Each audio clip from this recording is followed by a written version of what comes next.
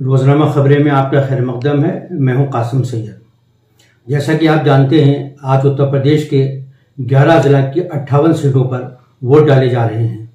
ये वो बेल्ट है जिसको सियासी जुबान में जाट लैंड कहा जाता है।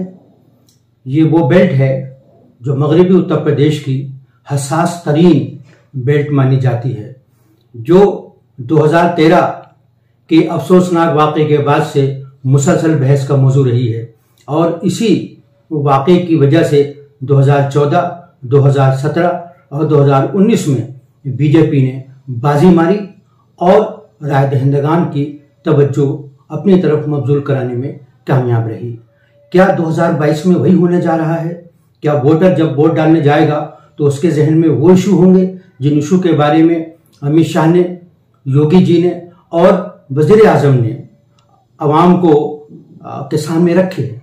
मसलन सिक्योरिटी, मसलन फसादात, मसलन वो बुनियादी इशू जिनकी बुनियाद पर आबादी को फिरकावाराना बुनियाद पर तकसीम किया जा सकता है, या वो इशू हावी होंगे जैसे महंगाई है, बेरोजगारी है, आवारा पशु का सबसे संगीन मसला है।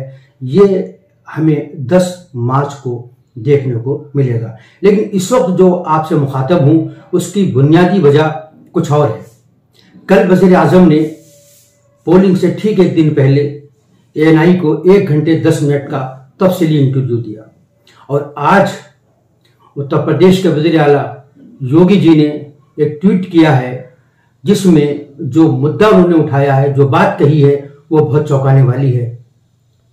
उन्होंने जो बुनियादी बात जिसने चौंकाया है वो ये है कि उन्होंने वोटरों को ये बहुत ही वाजे अंदाज में कहा है कि अगर वो फैसला करने में चूके तो उत्तर प्रदेश को कश्मीर, केरला, बंगाल बनने में देर नहीं लगेगी।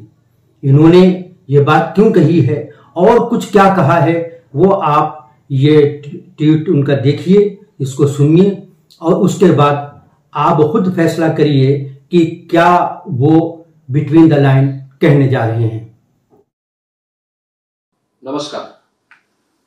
उत्तर प्रदेश के मेरे मतदाता भाइयों एवं बहनों, अब एक बड़े निर्णय का समय आ गया है। पिछले 5 वर्षों में भारतीय जनता पार्टी की डबल इंजन की सरकार ने जो कुछ भी किया है पूरी श्रद्धा एवं प्रतिबद्धता के साथ किया और जो कुछ भी कहा आपको भरोसे को मान रखते हुए उसे निभाया।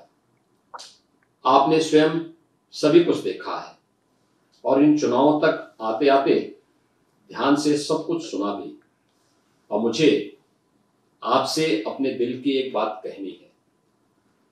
इन 5 सालों में बहुत कुछ अभूतपूर्व हुआ।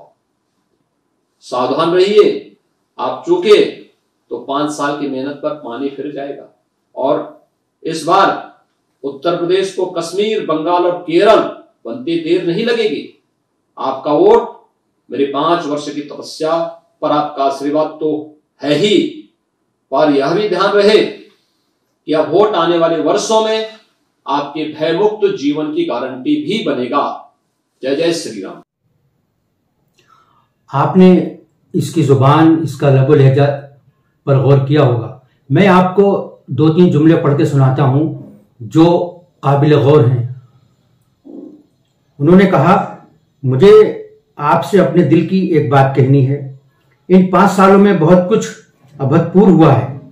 सावधान रहिए, आप चूके तो 5 साल की मेहनत पर पानी फिर जाएगा और इस बार उत्तर प्रदेश को कश्मीर, बंगाल और केरल बनते देर नहीं लगेगी। आपका वोट मेरे 5 वर्ष की तपस्या का आशीर्वाद तो है ही, साथ ही यह भी ध्यान रहे कि ये वोट आने वाले वर्षों में आपके भयमुक्त जीवन की गारंटी भी बनेगा। जय जय श्री राम। मुझे ये कहना है कि क्या किसी रियासत का वजीर आला जो एक आईनी ओहदे पर बैठा हुआ हो, क्या इस तरह की जुबान इस्तेमाल करने की आईन और कानून इजाजत देता है? क्या वजीर आला का यह बयान एक वार्निंग है, एक धमकी है या अपील है? वो ये मैसेज किसको देना चाह रहे हैं? कश्मीर और बंगाल बनने की धमकी किसकी तरफ है? और क्या इसके जरिए से किसी खास कम्युनिटी की तरफ इशारा तो नहीं हो रहा है? ये जुबान, ये अल्फाज, ये लहजा क्या शोभा देता है?